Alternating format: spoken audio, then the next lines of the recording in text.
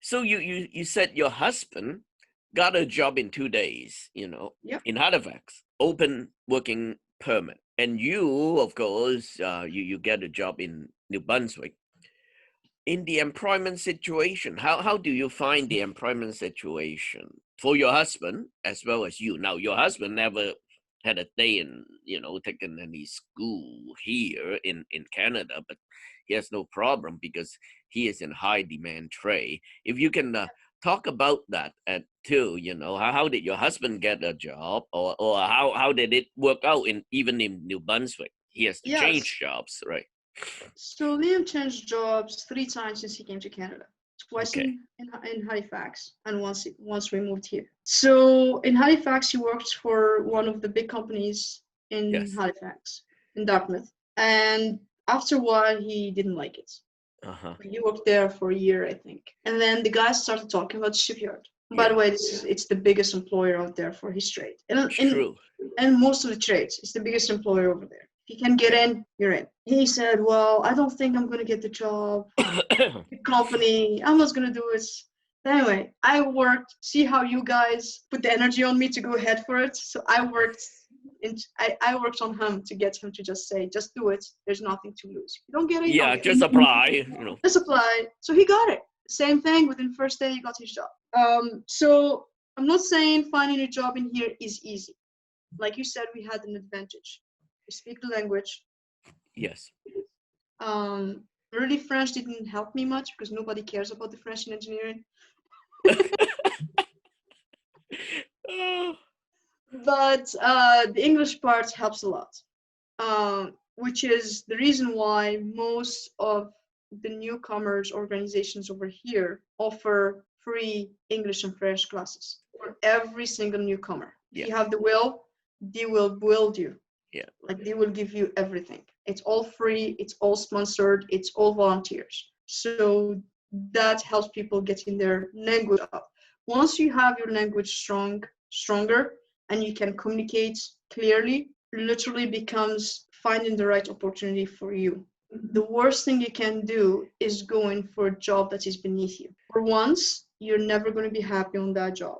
For twice, that's going to define your career. I had a Okay. friend who came in he found a job within the first few months with us, but he was a senior position when he came in from Singapore. So he was a senior position in Singapore. When he came here, he agreed to join as an intermediate engineer, programmer, an Yeah. intermediate level. He was not happy because when somebody else was hired as a senior, that created a conflict. Mm. Why can you hire him as senior but not me? But the position at the time was an intermediate position. Yeah. Whatever position available at the time. Exactly, was that. But that created unhappiness, created problems. And one thing I kept telling him, why did you agree to it? Even if the job was advertised as intermediate, you could sell yourself well enough that they can change the job description. Cold calling. My second job in New Brunswick was not advertised. None of Liam's jobs were advertised. It was Okay. literally grab your resume, walk around, and hand it over or Oh, drive okay. around. So none of our jobs, like my good job, the first one in New Brunswick was advertised, and that was my biggest break. My second job was a cold call. So I just literally called the company. No, yes. actually, I got an email. Found it from somebody. So I got an email of the boss from somebody. I wrote to the big boss, the owner of the company, such and such, give me your email. Here my resume. I hope you're looking for somebody. If you're looking for somebody, here I am. That was the job. I got it. Okay. So confidence sometimes takes you a very, very far in anywhere. Yes. My first job, if I had if I showed up on the first interview with the mentality I had that I'm not gonna get it, without you guys pushing me and telling me you can't do it, I wouldn't have gotten that job. Yeah, it is the self-confidence that you have to build to say yes, I can do But I can do that part, yeah, I am qualified enough. I'm more than qualified to do that job. And once you said it, we say it with confidence enough that the other person can see that confidence. You can negotiate anything. I negotiated my first salary. Uh-huh. And Yeah. I was so scared I was going to lose the job. But I did not show that. I told them, no, this is what you told me. You have to give me that. Because when they seen me, you can tell everybody about how I looked back then. I looked like an 18-year-old or 20-year-old. I did not look like a 30-something woman.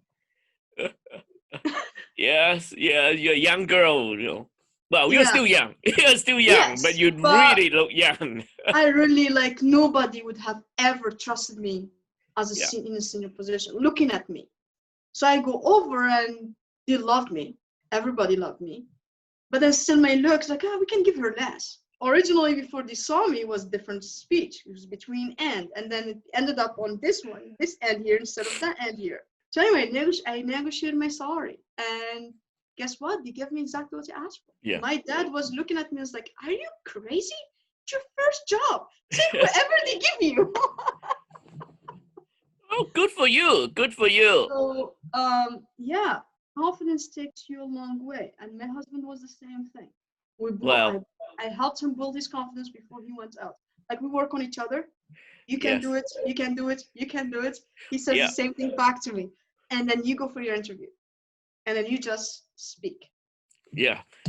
That it takes some training, I have to say. It really takes some training on how to build your self-confidence.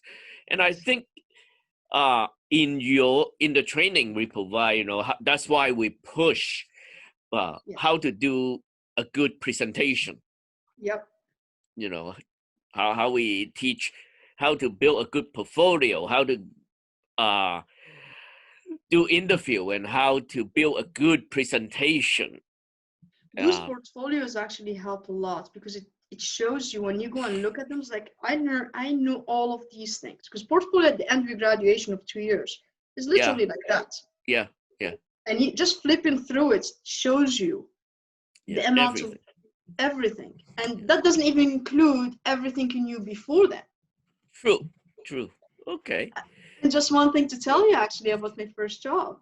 Yeah. A lot of questions they had was very technical Uh-huh. about electronic components. Yes. If I have came in straight away to that job from Ireland, as I didn't work with those components for a long time, Yeah, you I forgot. probably would have failed the test. True. But because of the technical training I got for 2 years, those things were still so fresh on my mind. I just don't test on. I just help my friends on it's just on labs on. Those components were still fresh. And the test was no problem. Like you guys, you have no idea how much impact you have made on my life. And this is just Thank you. Thank you for saying that. Yes. This is nothing. You made my life in Canada better. What it is today. Thank you. Yeah. No, thank you. So, well, now, but this is another thing, especially half of my viewers or more are from Hong Kong. A lot of them, they are well qualified. They like you and you in Ireland, you know, quite established before they come. They have their university degree. They have their master degree. They are certified accountant or whatever. They have the qualification. Yeah.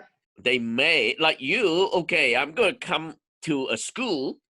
They don't even offer degrees. Most, well, half in the class, they were kids, 18-year-old. I'm a 30-some-year-old, 40-year-old sitting with... You were children with me in class. Oh, yeah. You guys know, my son is as old as you guys. I told them you're just babies. So, honestly, do you feel that it's a little bit, you guys are too below me, you know? I never thought that. Because Okay. those guys that were in there, they were good. The kids, like, you taught them. You taught them. They were not... they were young. Yes, Some of them young. are very young. Oh yeah, 17-year-old. We had 17-year-old in our class, and he was getting engaged. That was the shock of my life. I looked at him, I was like, you're too young to get engaged. 17-year-old, get engaged, Yeah, get I married. know. I was like, no, don't get engaged. I was playing a mother too over there. But no, I never thought I'm above them or they're beneath me. Okay. They were literally I treated them as my colleagues. NSCC feels like a workplace. For me, it felt like a workplace. It did not feel like, I never felt like a student for some reason. Even I was learning a lot from you guys, but the feeling, I felt that you respected me as an adult. You know what I mean? I felt that respect. It's a different environment. Yeah, like I felt that I was there for a purpose. Everybody trusted me, from the young to the teachers, from the 17-year-old all the way. We actually had Meredith was even older than me, and Anne. So we had the adult group. We were about 4 of us in the class. Yes. And we had the other 20 that they were anything from 17 to 22 max. Yeah, something like that. Yes. Yeah. But they were all professionals. They were all coming from military and yes, all trying to improve themselves. Everybody there was trying to. Your friend actually retired from the Canadian Air Force. Oh Yeah, so Meredith, yes. Meredith retired from the Air Force. Yes. And then came back to school again. Correct, yeah. It is very common here in Hong Kong and all that, once you're 20-something, why don't you just, get a job, Yeah. When you retire, you're too old to go to school, that is the mentality. But I think, when I retire, I'm going to go back to school. Well, you did, James. I did. You did. I did. Well, this year I stopped because I got locked down. It's not my choice, but in many ways, it's not my choice. No, Meredith, she does a good job in government too.